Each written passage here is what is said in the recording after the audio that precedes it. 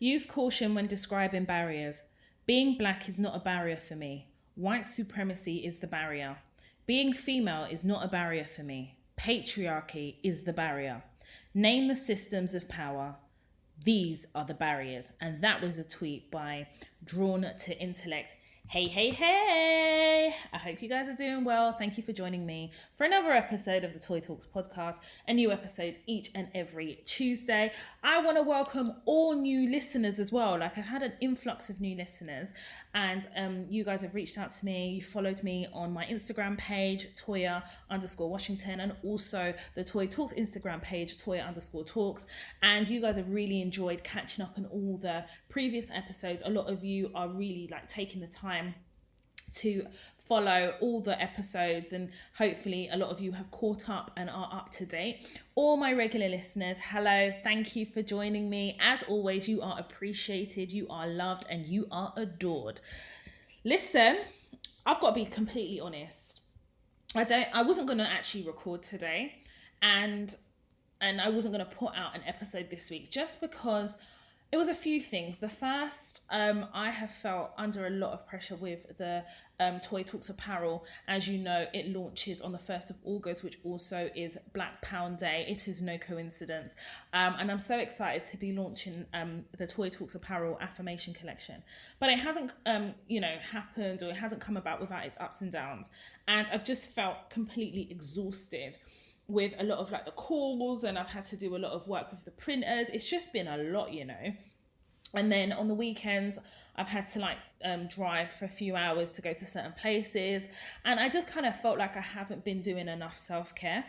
And because I haven't been doing enough self-care, I felt like I haven't been respecting my energy, respecting my body, and ultimately just taking the time out to really just process everything that's happening around me. But I don't know, I think, do you know what it is? I really am about being consistent. And I'm not saying, not doing it one week is being inconsistent, but I just kind of felt like, there's a lot of you, and I mean a lot of you, the Tuesday's episodes are weaved into your Tuesday plan. So be it in the morning when you've woken up and you've logged on at work, and maybe you're working from your offices, and I say offices quite loosely because you should still be working from home, but I say that to say, a lot of you look forward to the Tuesday episode, and I look forward to recording, editing, and delivering it to you. And I just said to myself, do you know what? My podcast for me is also part of my self-care. It's an opportunity for me to sit down with you guys and just talk frankly about the world of work. And there are so many things that I'm yet to speak about. And I said to myself, do you know what? I'm just going to be honest and tell everybody I haven't been 100% in the last week, and I've been struggling, especially the last 48 hours. I've been struggling a little bit, but I really rested today, and I've been taking my vitamins, my cold water, and just really just chilled. So I thought, you know what, I'm just going to pull this strength and I'm going to deliver it because you guys are looking forward to it. And as much as you guys look forward to the episodes, I look forward to delivering it. So here we are again, a Tuesday, a new episode. So like I said to you guys, the Toy Talks apparel affirmation collection launches on the 1st of August, which is a Saturday at 10 a.m. So if you go onto my website where the apparel will be exclusively sold, which is www.toytalks.com, you will see that it's under maintenance, and that's so I can upload all the apparel, the sizes, the pricing, and just make sure it's done properly. And I just kind of felt like I want to be able to test the site, and just in case it crashes, because I've had loads of people log on to purchase the apparel, make sure that I've done enough testing so it can withstand an influx of orders or an influx of people who are on the site. So there's a lot that actually goes into this, and so yes, I'm really looking forward to the launch of the apparel. It's been a labour of love. I've been literally working on this for almost a year now, and to get to this point is truly a blessing. So I really hope that you guys are equally as welcoming and as proud of the apparel as much as I am. And I have sizes ranging from small to double XL, and it's unisex. It can be worn by men or women, but the platform is 2 Black women, 4 Black women, about Black women. So I'm when it comes to Black women, as a Black woman myself, we know the struggles that we go through in the world of work, and this platform wouldn't be what it is without you women connecting, communicating with the platform and of course connecting and purchasing, I hope, the Toy Talks apparel. Listen, this has been listen, you see 2020, yeah? Every time I say the words 2020, I have to breathe and release. It's a lot. It's a lot. Where would you even start with 2020? Where would you even start? Like, the foundation of what we believed was black love has been shattered by Jada and Will. I mean, like, Kanye West, every tweet, you have to hold your breath because you don't know what secrets he's about to spill. How you gonna call Kris Jenner Kris Jong-un? How? Oh my God. And, you know, we spoke about Kanye West in the last episode. And, you know, I shared my thoughts about Kanye West and, you know, the Kardashian clan. And to be quite honest with you, I feel like by the time we get to the 31st of December, I think all of us are going to be breathing real heavy, a sigh of relief that we can kind of put 2020 behind us and move forward to 2021, even though I don't like odd numbers. But I'm hoping that 2021 won't be as bad as 2020. That's what I'm hoping. So listen, in the news, because when the pandemic started and the government were literally saying, yes, we're opening this fund, the furlough scheme, this money, the first thing I said was, at some point, this government is going to claw back all that money. It's going to come from taxes, interest rates. He being Boris, because it's you lot's prime minister, and I say you lot, those who voted for him. He's your prime minister. He ain't mine, because I didn't vote for him. But Boris is going to literally make us pay, and I mean it in its literal sense, for all the money that they've had to kind of use to support its citizens during the pandemic.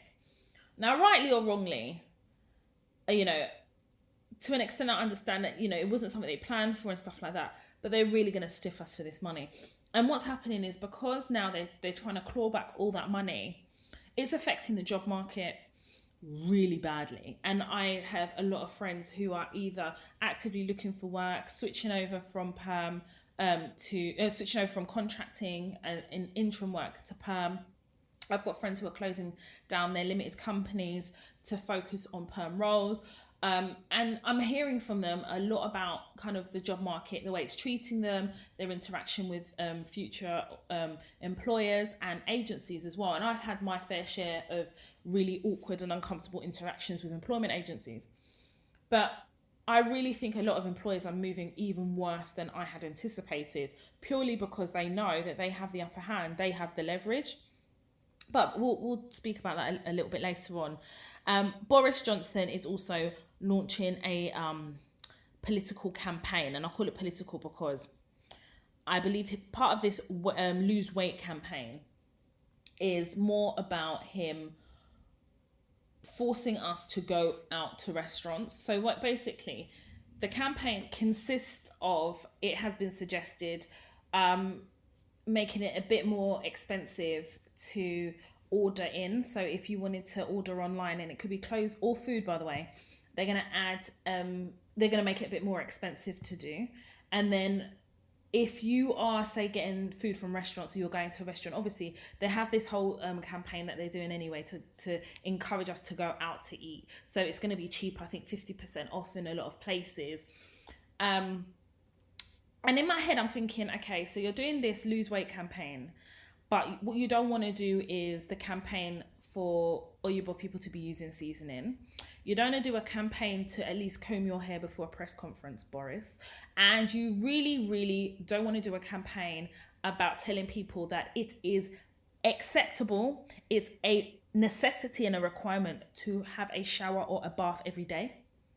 Even twice a day, sometimes women, if they're on their menstrual cycle. Like, we need to do a campaign for personal hygiene, because I feel like people genuinely don't understand that personal hygiene isn't a choice. Personal hygiene is not a choice. It is a requirement. Because this pandemic, I learned that a lot of people didn't realize that they should wash their hands thoroughly. So the government then said, oh, wash your hands for 20 seconds. Like, this is what we're dealing with here. So if you're going to start dealing with obesity, and really what you're doing is trying to get us to spend more money, but make it seem like, oh, we want you to lose weight because if you lose weight, you're less likely to get COVID and therefore you won't be a burden on the NHS. And to an extent, I don't really agree with it. But what do you classify as obese? What are we saying? Are we basing it on the BMI? And when you use the word obese, you're assuming that everybody is the same. I know as Black women, we have stronger bones, and because we're ethnic minorities, a lot of us, we have stronger bones, and therefore we eat different types of food depending on our ethnic backgrounds as well. Do you understand? Whereas with Oyibo people, I know they have they don't necessarily have as heavier bones as Black people, and specifically ethnic minorities. And equally as well, Oyibo people, maybe there should be a campaign that they don't have to have Sunday roast every Sunday. Maybe they in my head, I'm like, as ethnic minorities, and I'm not saying all of us can cook, not all of us can cook, but follow me here. We were able to survive from a sustenance perspective because we know the food we eat back home. A lot of the reason why Oyibo people were really distraught about this lockdown is because a lot of their food is microwave ping food. Ping in the microwave, 10 seconds, ding, come and catch me. Do you understand? I just think that Boris needs to get some perspective. And whilst my doctor considers me to be overweight, I consider him to be unhygienic because sometimes when I go to that doctor's office, he does not use deodorant. Anyway, we move. I digress. We move. Listen, we had a couple of dilemmas. I said a couple. I've got quite a few dilemmas and I wanted to go through them in this episode. And there was one in particular, a young lady who works for a luxury brand, and I said that I would do some notes because it was just too long. And I feel like if you're going to send me an email that is going to be that long of a dilemma, plus attachments, that's a consultation. I charge for that. If you are going to send in a dilemma, keep it short, sharp, and snappy, straight to the point. None of the emotional stuff. Let's get straight to the point so that I'm able then to talk about it succinctly on the episode and read it. I think the problem I had with this particular dilemma is I couldn't even condense it because everything was so relevant. But she could have condensed it a little bit. But I feel like in order for my advice to have context, I have to read it out. But going forward, can we please be a bit more mindful about the length of these dilemmas? I want to help everybody. And when these dilemmas are this long, sometimes rather than maybe do 3 dilemmas an episode, I can only do 1. So I'm going to try and get through that dilemma and hopefully we can do 3 dilemmas in this episode. We'll see how we go. I was recently contacted by a young lady in Australia, a Black sister in Australia, and she says, Toya, you have spoken on your social media about your vision boards and things like that. Can you talk a little bit about how you build a vision board and some of your motivations for the vision board and how you use it? And you know what? In the context of work, I thought it was such a good question. And this episode, I want to talk about energies and manifestation because part of navigating the world of work, I've said this before in previous episodes, some of the work starts with us as people. And because we are suffering from a level of PTSD, because of the level of discrimination, the racial hatred, the obstructive nature of the workplace that we have encountered, I feel like because of that trauma that we carry, we don't have time to work through it. So from one employment to another, we carry that emotional and mental trauma, and then it continues to be added to from role to role. I definitely found that was my case in my 20s, 110%.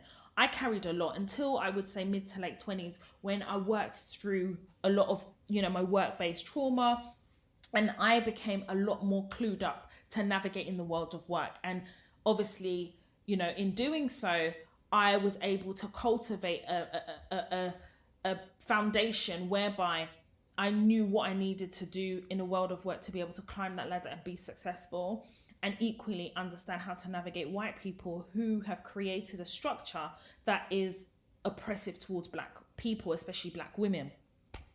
So what do I mean when I talk about energy and manifestation? Energy is, I believe, and my interpretation of energy is the energy that you keep around you, it's your mood, it's the things that are poured into your soul. And energy can come from friends, it come from family members, or just interaction with people on a daily basis. I didn't understand how powerful energy was until doors didn't open for me as easily. And a lot of that was because I had a big mouth.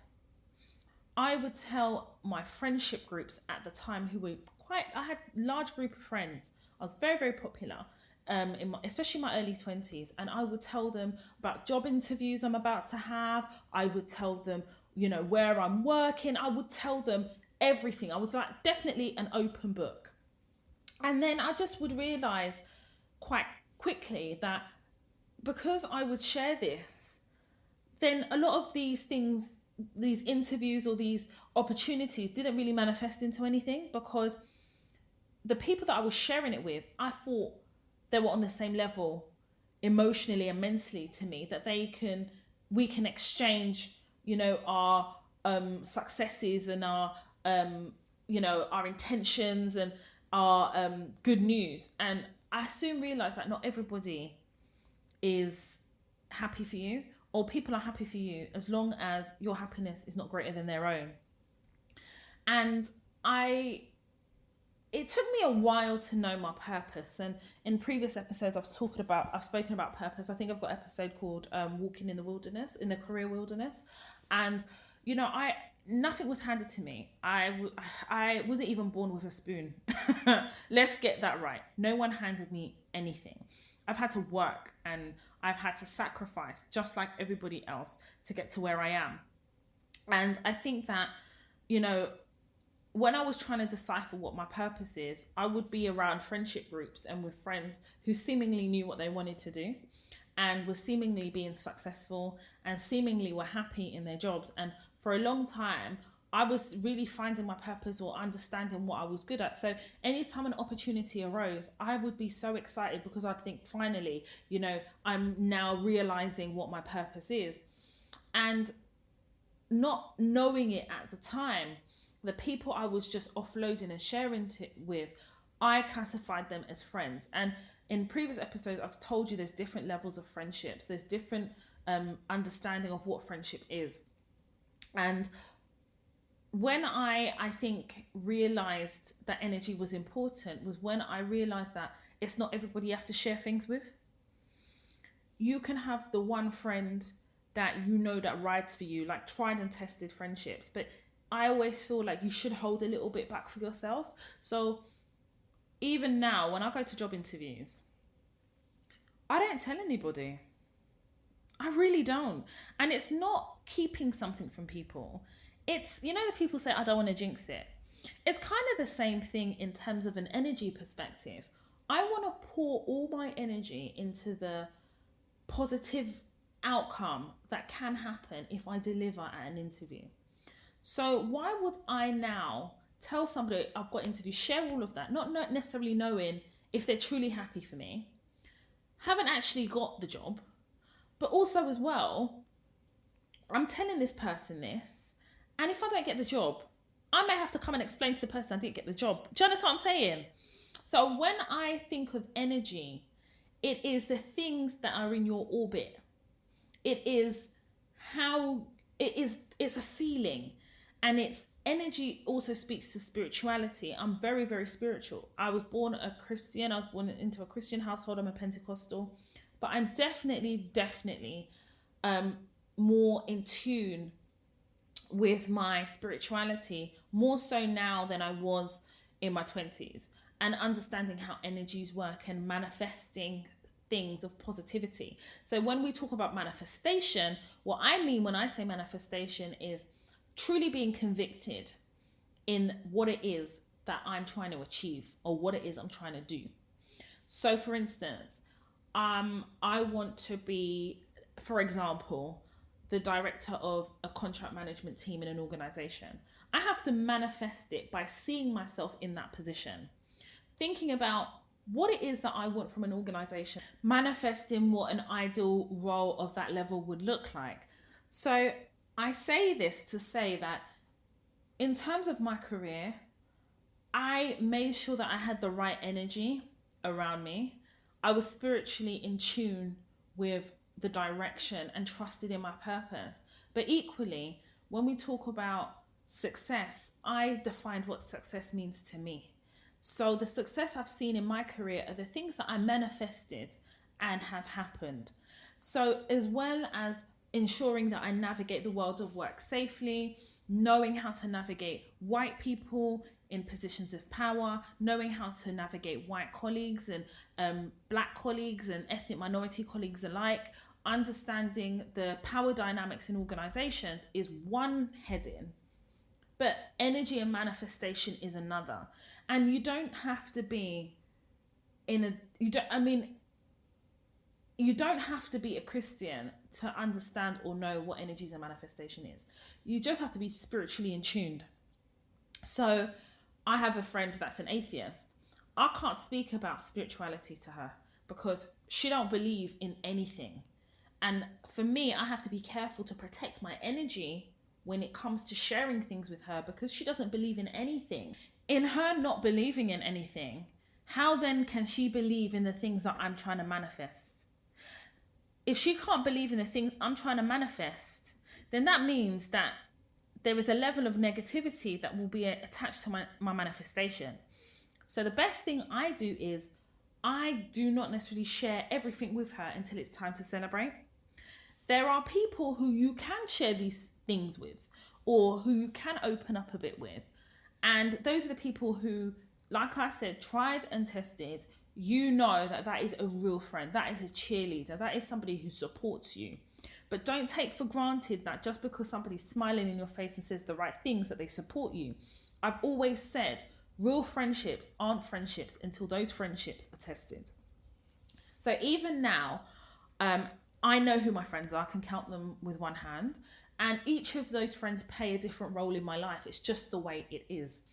But collectively, the energy is right. The energy is positive, it's progressive, it's supportive, it is loving. But it's taken a real long time to get to a point whereby I was able to identify who my real friends were and understand the role and responsibility of each friend and understand the role and responsibility I play as a friend to them. And it hasn't been easy and it hasn't been easy to understand. But I definitely have realized that a lot of my success in my career has come from the right energy. And then it's come from the power of manifestation. So when we talk about vision boards, I have 2 vision boards. I have one vision board that deals with my career. It deals with my career on a personal level. It deals with my business, as in Toya Talks. It deals with everything related to what I stand for from a career perspective. And then I have another vision board that deals with family, life, my partner, and things that we are trying to manifest and create as a couple.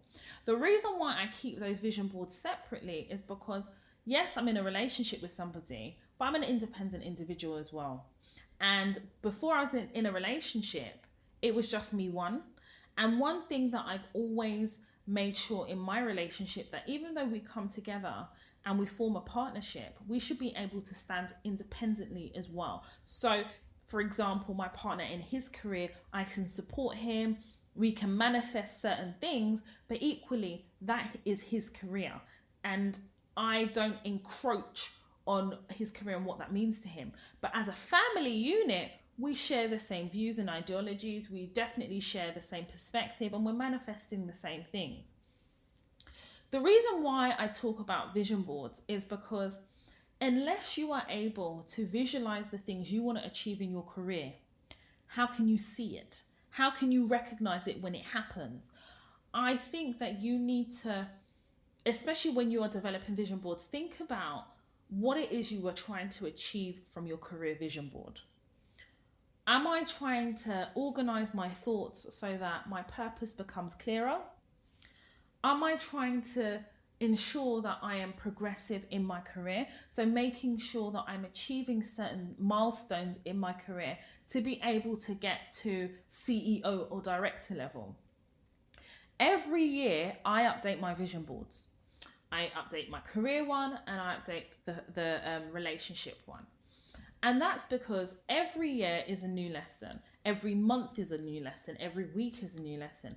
But every year I get to reflect back on the entire year.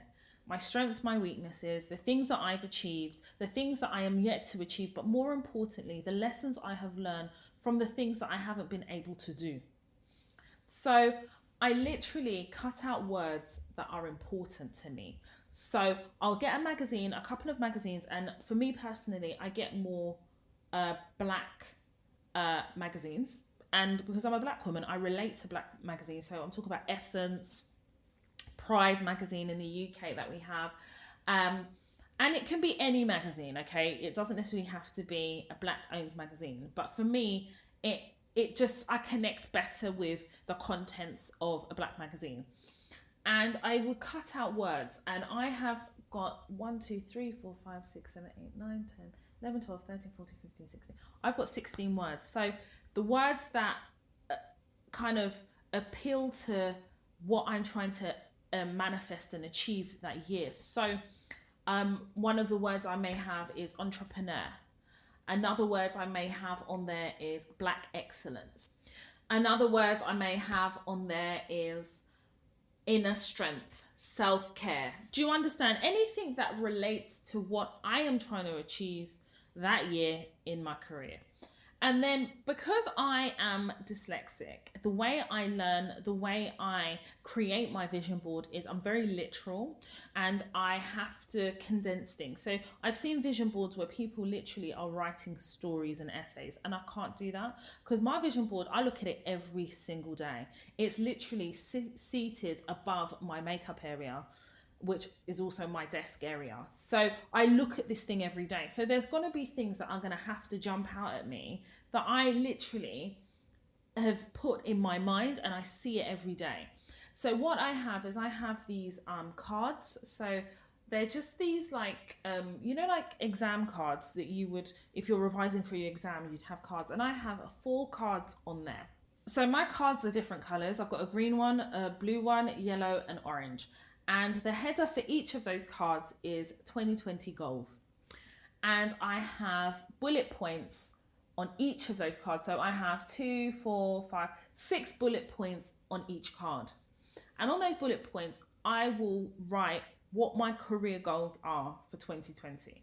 So one of my career goals could be, because I don't actually want to read them out, because remember, these vision boards are private. They're really private. So I don't even Snapchat them. I don't take pictures around them.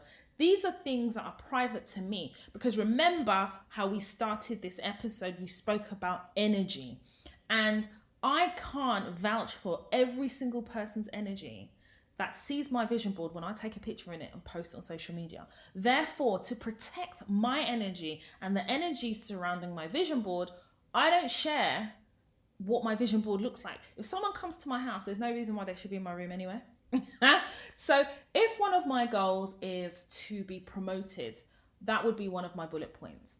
And literally, that's how I do my cards.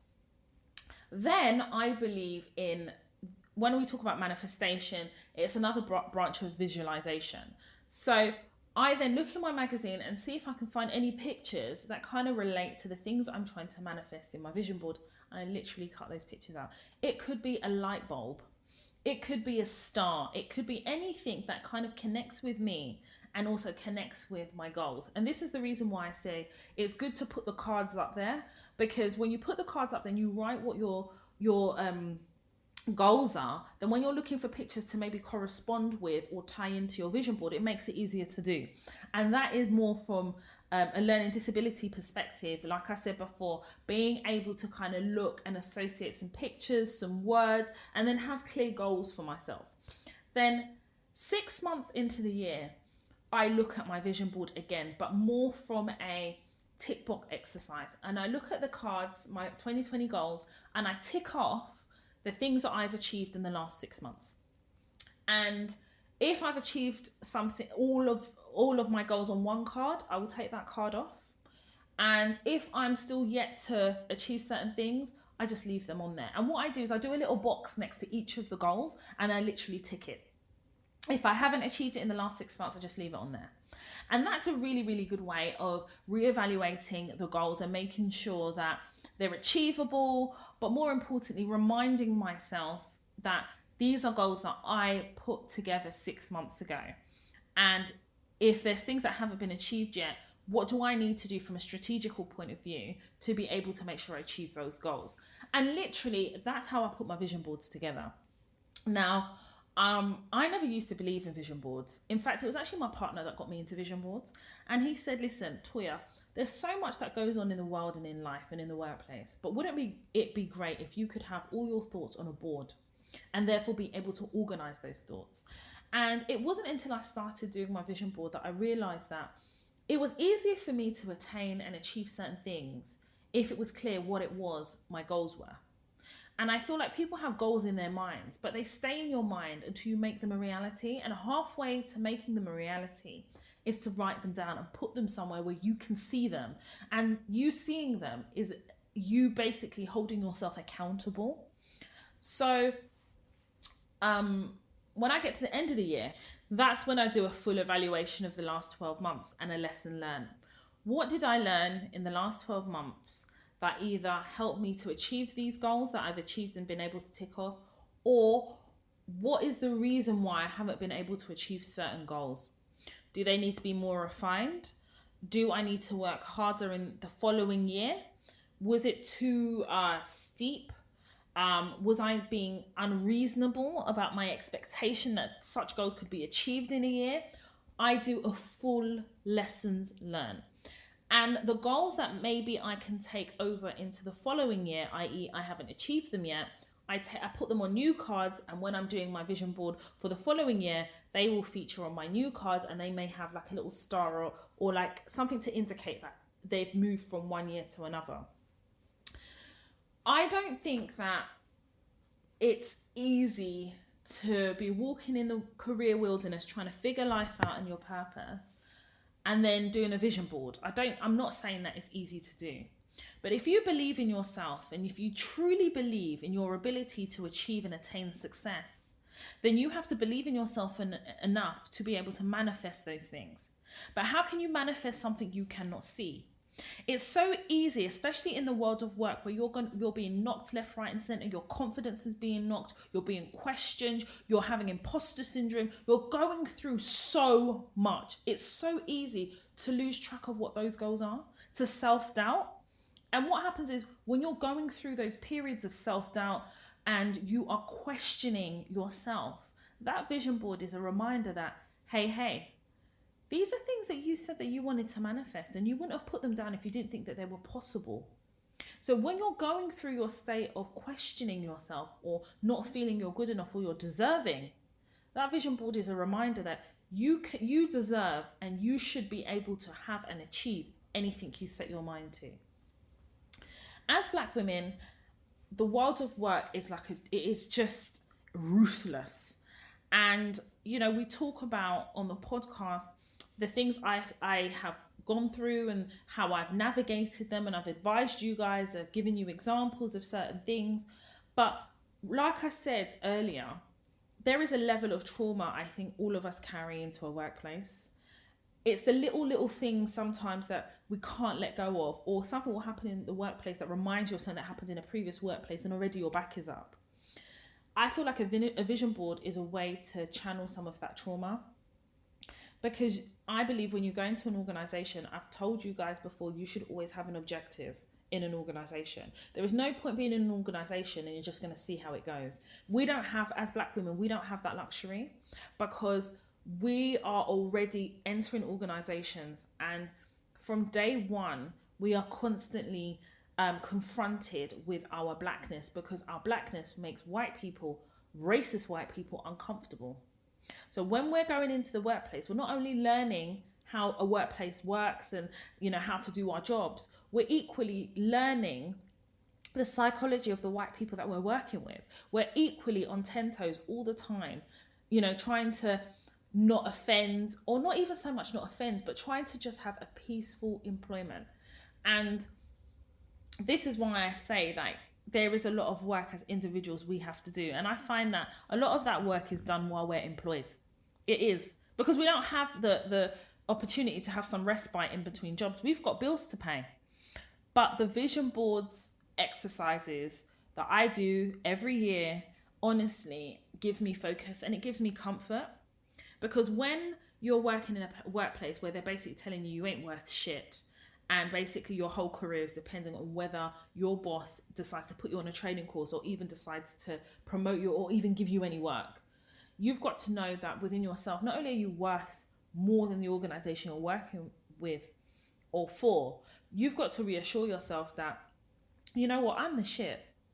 And I may not know everything right now in terms of my job and how to be successful in this job, but I have a goal, and those clear goals I'm trying to manifest. And every time you feel knocked, or every time you are questioned, or your ability is called into question, you have a vision board that is holding you accountable. And subconsciously, you're holding yourself accountable to achieve those things that you know you can, but you're being told you can't. On my career vision board, I have a section on there for Toya Talks platform and the things that I want to achieve for this platform. And a lot of my motivation is I want, on a global level, Black women all over the world to know of the Toya Talks platform and have access to it. If I'm going to speak quite frankly, I definitely believe that my podcast is very underrated. And I don't know the reason why. I really do not know, because every week I deliver on time. I don't know why it's underrated. There are certain people that I know that see the podcast, or people are tweeting the podcast to certain people of influence. You know, the Black Gatekeepers, we have an episode about that. And they just deliberately are not trying to engage. And remember, these people don't owe me nothing. I know that. But when I was putting together my vision board and that corner I had on the vision board for Toya Talks, there were certain things I'd hoped that I had achieved for Toya Talks that I haven't achieved yet. And there is a level of disappointment I feel around that. And I've had to start thinking about, am I manifesting the right things? Because if I know or feel the energy towards the podcast is underrated, then clearly I'm not doing enough to manifest the things I know that the Toya Talks platform can achieve. I have to hold myself accountable and responsible for that. When it comes to the podcast and people discovering the podcast, I have to say, hands down, I have some of the best subscribers, the best following to the Toya Talks platform. You guys share with your friends and family. You guys forward on episodes to friends and family. And the intention is to, give people an opportunity to access a platform that they can benefit from. I always have said my biggest marketing tool for the platform has been word of mouth. You guys have not disappointed. You guys have been fantastic. You tweet me, you send me Instagram posts. You guys have been honestly amazing. So when I was kind of doing my 6-month check-in into my vision board, and I felt a bit disappointed when I was looking at the things I was trying to manifest for the Toya Talks, and I had to take a step back. I says, Toya, this podcast launched on the 1st of January 2020. So we're in what now? July, February, March, April, May, June, July. 7 months. I've actually done quite well in 7 months. I mean, let's check it. I charted on Apple Podcast. I charted top 100. My highest charting has been number 30 in the career section. I've been able to increase the listenership, I don't know if that's a word, of the Toya Talks platform. I've come out with my apparel. I'm about to drop my apparel. I've got masterclasses on the Toya Talks website. And may I add, I launched a brand new website, www.toyatalks.com. I launched a whole new website. Like the work that went into that website, I had to cut myself some slack. And I had to say to myself, hang on, Toya, you've only been operating the actual podcast for 7 months. So what I did was, the goals that I had specifically for the Toya Talks platform, I've decided that I'm going to review those goals and cut myself a little bit of slack. Also, write down the things that I've achieved in the last 6 months with the actual Toya Talks platform. And what I'm going to do, is once I write what I've achieved in the last 7 months, I'm going to put into an envelope that I pin on my actual vision board. I pin it there, and I've entitled the envelope goals achieved, and then I wrote thank you cards, because sometimes I actually receive thank you cards as well, and I put it all in there. And then when I get to the end of the year, I get to open that envelope, and as part of the lessons learned and the reviewing of the last 12 months, I get to also pat myself on the back. I think that if you're anything like me, you're really hard on yourself. We are. And I think it's because we know our own greatness. We know that given the right opportunity and the right atmosphere, environment even, we could really achieve a lot of things. But it's also important to recognize the quick wins of achievement that you've been able to obtain as part of your journey. And I have to often check myself. And this is why I say it's important to do a 6-month check-in. Because in that 6 months, you would have achieved things if you keep your eye on the goal. If you make sure that you have your vision board with your goal and you're looking at them each and every day. I don't know if you guys ever watched Being Mary Jane with Gabrielle Union Wade. And she, her vision boards were a bit different. So she would get lipstick and she would write on her mirror. And she would have Post-it notes all over her mirror. So she'll brush her teeth in the morning, it'll be the first thing she sees, and she'd have it sometimes all over her room. And for me personally, I can't learn like that. To me, that's just too much for me. It looks like a mess visually. I can't have Post-it notes, and I would have chronic anxiety at the prospect of those Post-it notes dropping on the floor or whatever the case may be. But the concept is still the same. She put those things, the character in Being Mary Jane herself, played by Gabrielle Union, she would have those things there for a reason. And it's because the power of manifestation starts with the conviction of the mind. So if she's telling herself she's going to be a great newscaster, she's going to achieve head newscaster, she's going to get that great story. If she told herself that and she put those things around her and around her atmosphere, that is what she's pouring into her energy. And as she's pouring those things into her energy, she's manifesting the things that she wants to achieve. And I'm telling you, in Being Mary Jane, she achieved everything. And that is, to me, one of my secrets to my success. And remember, I said we all have different definitions of success. I have still loads of things that I want to achieve. So when I look at, say, the cup of success, I would say I haven't achieved up to 50% of what I define as success. I've still got a lot more that I need to achieve to be able to look back and feel like I've had a very fulfilled life. But in terms of career and where you want to go, your goals, and making sure you're staying on track to what you're trying to achieve, I will always advocate for vision boards and the power of manifestation and understanding how intrinsic energies are to your success. The importance of vision boards to me is so important that I've often bought plain vision boards and given them to my friends as presents. And I've said to them, this is the greatest present I feel that I could give you, because this is an opportunity for you to fulfill the goals and aspirations that you have for yourself, that I know that once you achieve those things, you'll be able to reach the defined success that you've defined for yourself. And it's always been received really well. So I bought my vision boards, in case you're interested, from a stationery shop in London, in King's Cross. I can't remember what it's called for the life of me. I cannot remember. But it's in St Pancras Station in King's Cross. And there is, I think it's a Swedish stationery company. Or Amazon, you can look on Amazon.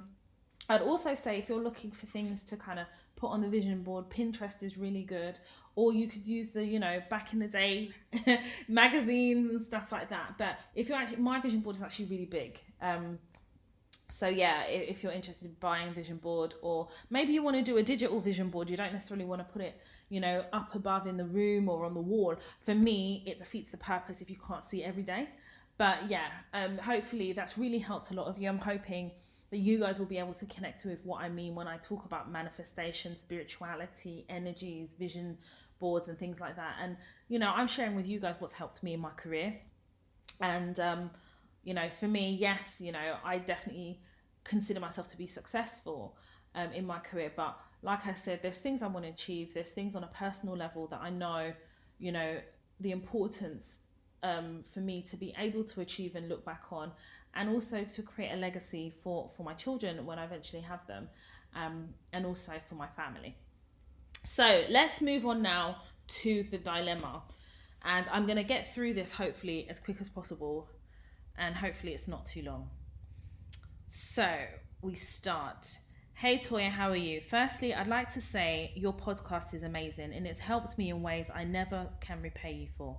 I even send it to my peers when they are facing similar situations to the ones you discuss. My favourite episode is S for support. It clarified to me why I had this inkling to cut off one of my friends, quote unquote, who was an undercover snake. I work as a luxury retail assistant in a department store. The brand I work for is a luxury brand. Now, obviously, I'm not going to say what that brand is. It's part of the largest luxury conglomerate in the world. Its owner is worth $106.8 billion. Wow, I can't even read it. He's the fourth richest person on earth. As in, he can end world poverty tomorrow if he feels like it. He donated 300 million euros to the Notre Dame Cathedral when it burned down, and 11 million to the Amazonian fires just last year. Now, all of a sudden, everyone is acting like he's gone broke as a result of the coronavirus. But I digress. Before we went on an official government lockdown, I had to write a long message to my line manager pleading that he spoke to our department store director to close the stores. I could see countries shutting down and some people in the store were already getting sick with coronavirus.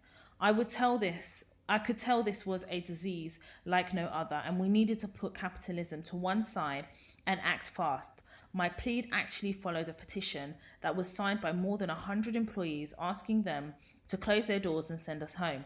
I think this helped because the day after they informed us we didn't need to come back for the foreseeable future. This was on a Thursday. The country went into lockdown the following Tuesday, proving we were not exaggerating.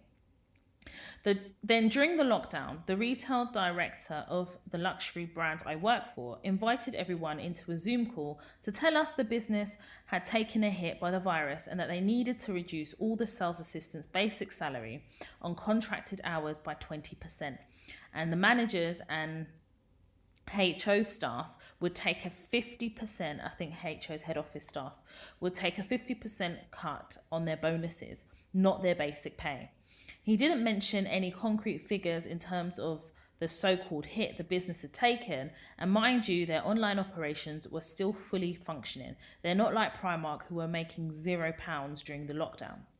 When I asked what the options were, they said it's either we sign or we will be made redundant, in which case only those who had been with the company for almost 2 years would get paid out. Only about 10% of the staff have been with them for 2 years because their staff turnover is like no other. So I, for example, would have been walking out with nothing. Hence why I didn't contact you at that point. I didn't feel like I had an option. So we all signed our new contracts and returned back to work. It's very difficult to be redundant amidst a pandemic. Prior to this whole madness, I had already been applying for jobs since October with no luck, despite having a first-class degree and office managerial experience. Before we signed our contracts, they said this would be a temporary situation to protect our health and safety because they had to apply social distancing measures and because they expected footfall to be low anyway, which meant they wouldn't need as many people working on one single shift. They said we would be working on the shop floor some days and then working from home for the remaining hours, contacting clients and sending them new product launches, which is expected of us. Bothersome as we know it is for most clients to have people calling them and coercing them to buy, it's one of our KPIs which the company pushes for. With our basic pay as it was before, a lot of us could just about survive. Now, speaking for myself and others, we cannot afford to pay our rents, transportation, and food. We have to choose two. I know a lot of us will be getting into debt because of this or scraping for change in any way we can. The problem is that now that they've given us a pay cut and we're all back at work, they've decided to scrap the working from home element and still make us work the same number of hours in store for 6 hours instead of 8 hours and with 30 minutes break instead of 1 hour. It takes 10 minutes to get to the locker room alone because that's how big the building is. So there'd be 10 minutes break and then a 10-minute to get back on the floor. God forbid you need to use the toilet in that 10-minute window. Plus, they count every minute of lateness, and if you're late more than twice, even if it's by 1 minute, then you have a recorded conversation. After that, you get fired.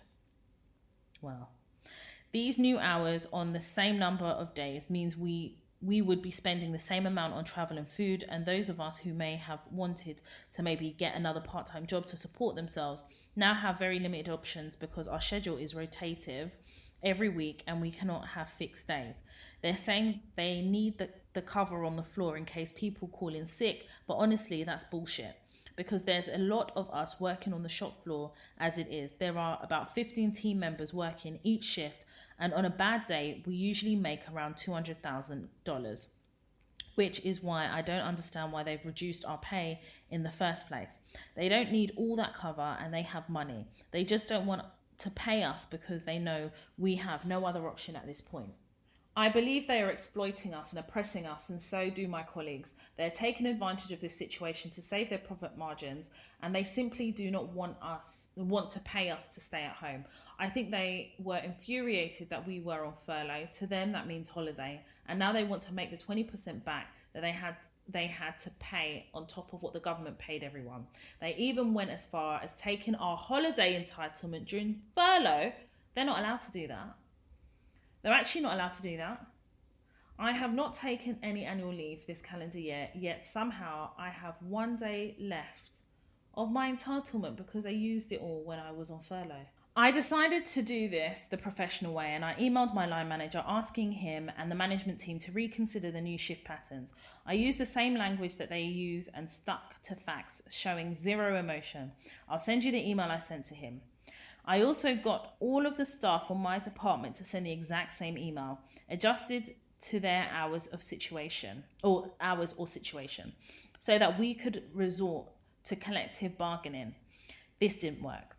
Everyone's line manager came back to them saying the answer is no. One of the managers told one guy that if he doesn't like it or is not happy with it, he can leave. Another manager said to another guy, you should have saved your pretty fingers from typing all that because it's never going to happen. My manager replied to my email saying he discussed this with the store director, but she said no because she has to tend to business needs. Then he said to me privately that he tried to fight our corner, but it's above him and that he completely understands where I'm coming from and it doesn't make sense to him either. Now that I've had a first response, I want to use the same technique again, and we all send an email to the store director. I was even thinking to put together a presentation depicting the full picture of what's happening in the business, the long list of requirements they have for us versus the one thing we are asking them. If she says no, then we go to the retail director, the one who delivered the news about the pay cut and has since disappeared into the void again. If he says no, then we want to go to the media and submit an anonymous tip. There's more exploitation I left out of the email, which I know the media would savour like a turkey on Christmas Day. I left HR out of it because they are useless and just regurgitate whatever the managers say. I don't see the point in contacting them. Like you always say, there is nothing human about human resources, and that is absolutely the case here. What do you think we should do? Do you think this is a lost cause? Remember, this is people's livelihoods here. People are really struggling to get by, including myself. Also, as a black woman, I do feel like being the face of this case could get me easily labelled, and I do not want to put a target on my back. So I know I have to tread very carefully here. At the same time, I have a strong sense of justice, and we are clearly not being treated fairly. Thank you for taking the time to read this, and I hope you are able to help somehow. I understand this is a lot of information, and if there's anything you need clarifying on, please do ask. Kind regards, and listener. Woo! That is a long one. So this is what I'm going to say. There's a few things, and I hope that I cover everything. I've made some notes as I was reading. So what I am going to say is, doing a presentation and all of this, drop it out. Drop it out. You know, when you're doing this presentation, you're going to be investing time to try and demonstrate to people who do not give a shit about the injustices that you're facing because of decisions that they have made that are unfair. I would say that don't waste your time, because if you do this presentation and you don't get what you are intending to get out of it, you're going to make yourself very angry, and all that's going to do is make you resentful and despondent. I think there is a lot of things that you've said in this email, but I think something that has become very clear to me is that, like yourself, I have a really, really strong sense of justice and fairness, and I think it also comes from being a Libra and with the Libra scales and stuff. I digress. I think that if you're going to put this in an email, there are a few things you need to think about. The first thing is, as soon as you use your voice to raise an issue, there is always going to be a target on your back. And if you're anything like me, then you walk in organizations with a target on your back anyway. It's about assessing the risks. If I now vocalize in a formal way the issues that I'm encountering, the unjust issues that we as a team, as an organization, as staff are encountering, if I point out where they've gone wrong, if I point out breaches of contract and legislation, what is the worst thing that can happen to me? These are the risks that you're going to have to assess. I can't tell you about the risk. It's something that you're going to have to live with if you choose to take my advice, or if you choose to vocalize how you are feeling about this situation. Because this situation, I am completely shocked, especially when you talk about the furlough and the holiday, but we'll get to that in a minute. So the first thing you need to do is assess the risk. And you have to take the time before you, this is not a rush job. This is an opportunity for you to think about, what is the risk of me losing my job here? This is a pandemic. I spoke earlier about how this pandemic is affecting not only the job market, but the economy. And whilst I definitely advocate for using your voice, I also advocate to being sensible and assessing risks. A lot of the times when I have had to assert myself in the workplace, there has been a process of assessment of risk, and the means justifying the ends, or the ends justifying the means, and I went ahead and did it. So I'm going to leave that responsibility for you to assess. Now, there is no point sending an email to one person, and if they don't respond the way you want, then send it to another. Just send the email with everybody who is involved there. So if it's the store director, the HR director, all of them, just put them in the email. All of them, so that they can all open it at the same time. I think that when you give it to one, you don't get an answer, give it to one. I think it protracts what you're trying to do, firstly. But also as well, you're not holding them jointly and severally liable for what has happened. To make them jointly responsible is to put them all in the same email, and you lose nothing. If you're going to send this email, put them all in the same email. I would say that when it comes to the workplace, it's I before others. I'm not here to be the voice of my team members, because they all have voices. They're not going to use me as a sacrificial lamb, because if I assess the risk and I say that there's a 50% chance I could lose my job, and then I go there being the mouthpiece of my colleagues, it's only me that's going to lose my job. My colleagues won't lose their job. Do you understand what I'm saying? So I say this to say that this needs to be about you, darling. And whilst you could reference, other staff members and the way they feel and the things that they've said, obviously not by name, I don't think that you should stand as the advocate for your colleagues, because if your colleagues really believe in what you're saying, they should send their individual emails too. Do you understand what I'm saying? Why is it as Black women, we have to be the superheroes for people that will never be the superheroes for us? And this is where I say that one has to be selfish in the workplace when it comes to situations like this. I, in my entire career, have never ever been the sacrificial lamb for my colleagues. Because the reality is, when you get those colleagues in a room separately, they will be singing a different tune. And whatever tune they're singing, I ain't hearing. That's the first thing. So if you are going to send an email, it needs to be relative to you rather than you being the leader of the pack. Because it's then easy also to make you seem like the troublemaker. It's because for them, they're going to be seeing it as, oh, this one is the leader. So if she's the ringleader, she's the instigator, we've got to get rid of her. And then when they do their risk assessment, they're like, right, if we get rid of her, then the rest of them will fall in line. We'll use her as an example. And that is not the position that you should be placing yourself in. So if you're going to send this email, firstly, I want to point out about the furlough and the holiday. There are very clear, specific rules about furlough. And the rules are as follows. If you go to the .gov website, it makes it clear what it is. Firstly, when you're on furlough, you are not on holiday. Furlough and holiday are two different things. When you are on furlough, organisation has decided to utilise the government scheme. And they make an application for that fund. As part of being a furloughed staff, you're not allowed to do any work associated with that organisation. Because due to the pandemic, your business is unable to continue to employ you. Therefore, they employ you, quote unquote, but you're just not actively working, if that makes sense. The furlough scheme is very specific that the government will pay 80% of your salary up until a certain bracket. And then it is up to the organisation whether they pay the additional 20. So in your case, as I was reading, they paid the additional 20.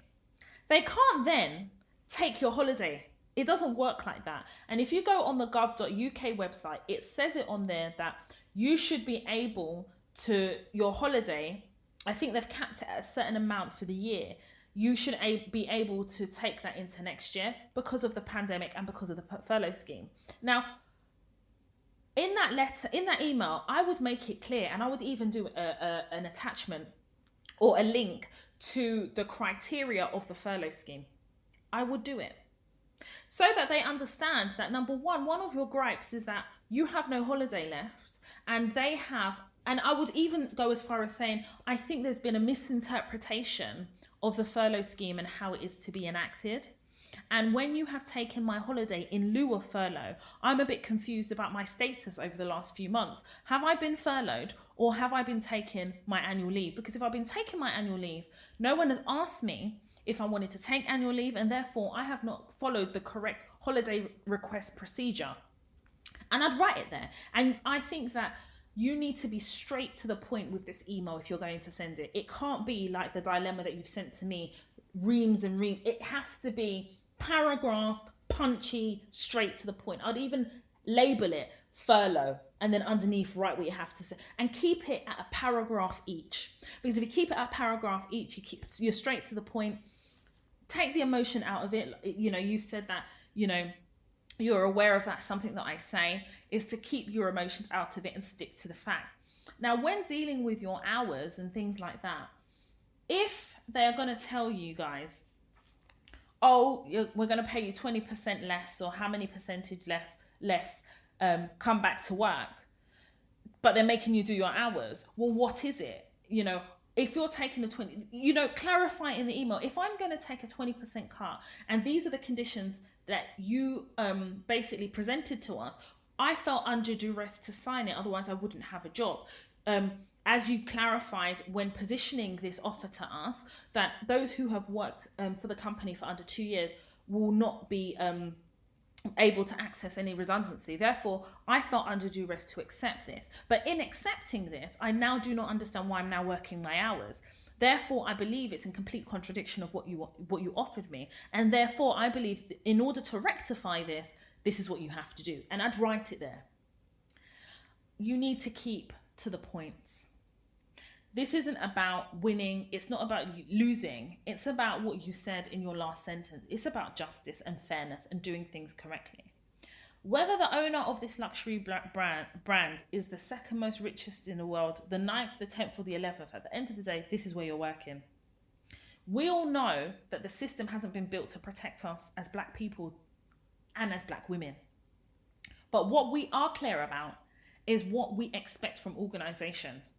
And I will go as far as saying, and I hopefully will do an episode about whistleblowing, because I've been in situations before where I've had to blow the whistle. But you have to understand something.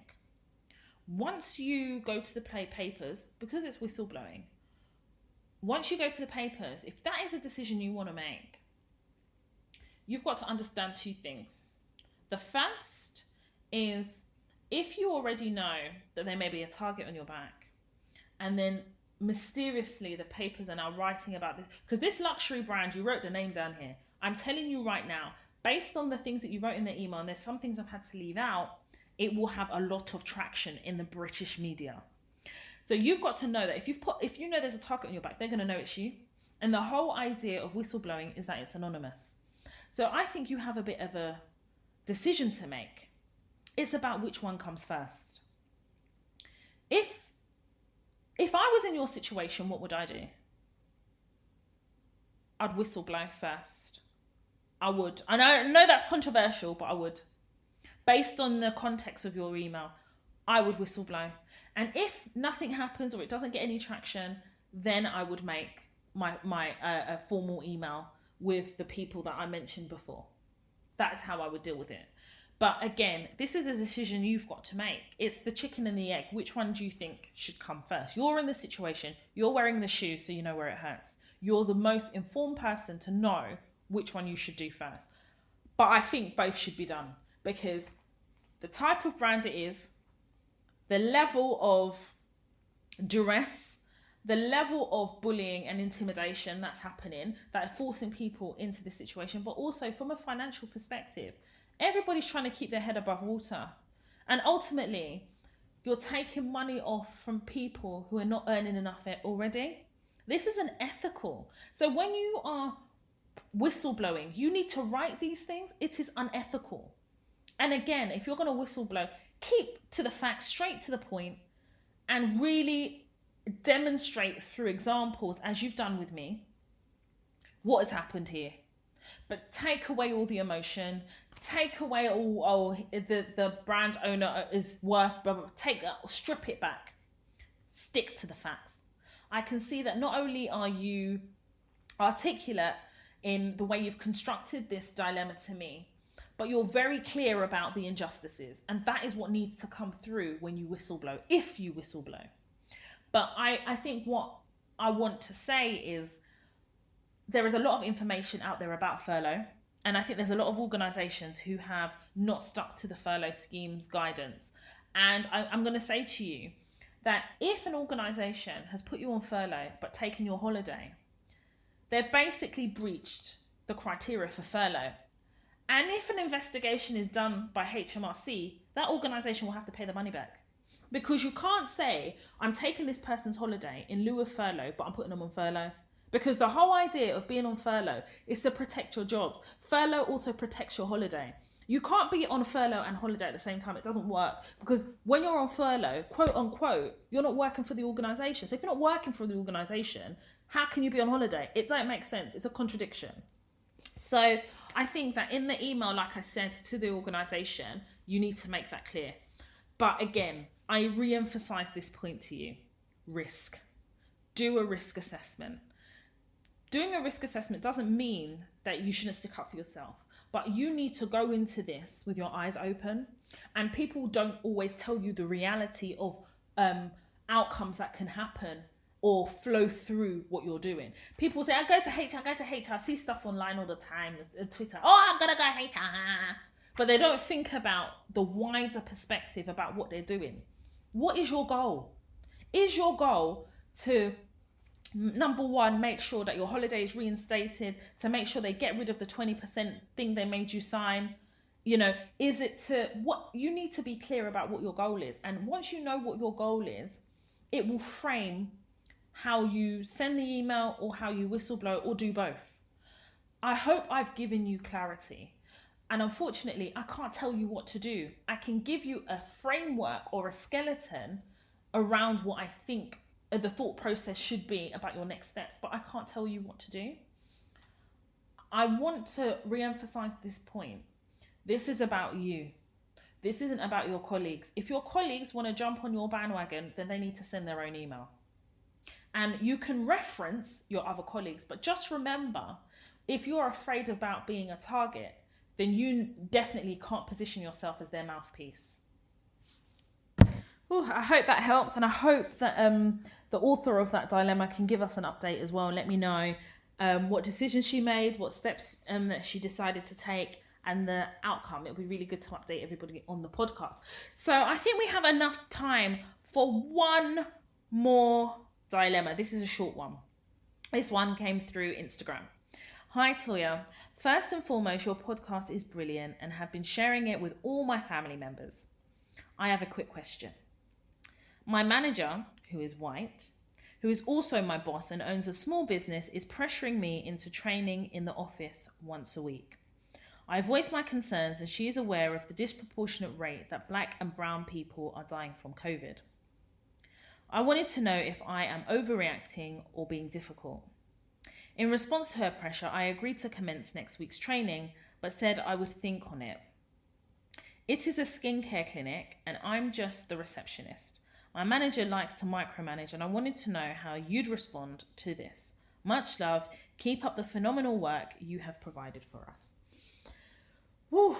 Do you know what? I think this is the theme of these dilemmas are managers moving mad, but more so during this pandemic and kind of taking for granted the severity of this pandemic, and more so towards the Black and ethnic minority community who it has been said by the government and in certain reports have a propensity to contract COVID. And a lot of that is because a lot of the frontline staff are Black and ethnic minorities.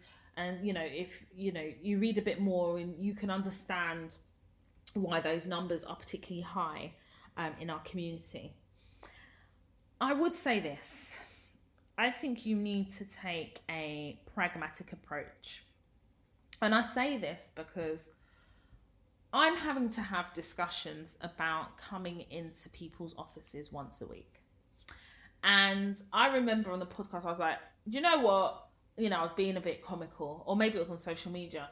Don't ask me to come to your office because I'm not coming. Now, if I'm able to drive to a person's organisation, say, if I'm doing a contract there or a consultation, if I can drive there and avoid using public transport, if it's only once a week, I think I can do it. But if you're asking me to come in Monday to Friday and I have to use the public transport, or that once a week I have to use public transport, I have to really think about it. I don't think that you are overreacting, but I do think that the government are sending such mixed messages that it's placing us in difficult situations. You've got Boris Johnson telling people go to work. You've got him telling people in the public sector it's time to return to the office. It's mixed messaging. Because then when you are reinforcing the fact that actually I prefer to work from home, a lot of organisations aren't being sympathetic to that. I think that when you ask me what I would do, again, you're wearing the shoe, you know where it hurts. It's a different situation because it's you fundamentally that has to bear the brunt of whatever decision you decide to make.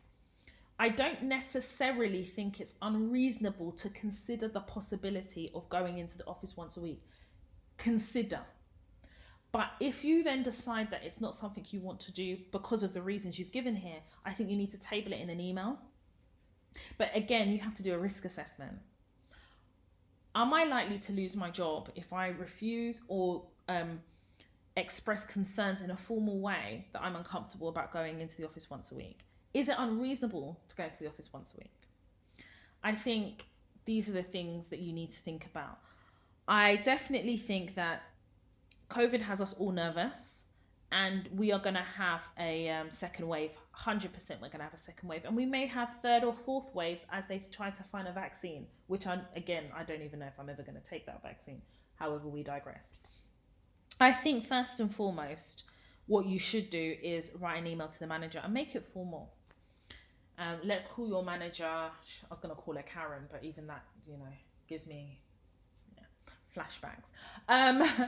Dear Sharon, thank you for your recent correspondence in which you have communicated to me that you would like me to go into the office once a week.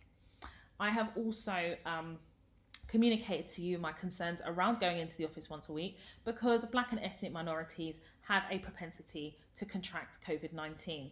As you're aware, my concern is about contracting COVID-19 as a Black woman, but also the effects of COVID-19, which have been described as kidney failure, having issues with your lungs.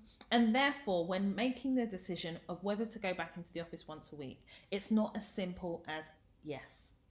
I would like to ask, bearing in mind an employer's duty of care towards their employees, what has been done to ensure that the office is COVID compliant. This will therefore enable me to make an informed decision about whether I feel comfortable enough to return to the office once a week. I hope that you understand my caution, and I know all of us have really felt the effects of lockdown, the pandemic, and as we enter the uncertainty of COVID-19, there is no vaccine. Therefore, I hope that we can work together collaboratively to find a way forward. That is how I'd send that email, because I feel like in the time in which it will take them to respond, they will have to acknowledge their duty of care to you as an employee, but equally, they have a duty to ensure as part of that duty of care that the office is COVID compliant. If they tick those boxes, I think then you will have to really think about whether you can then return once a week.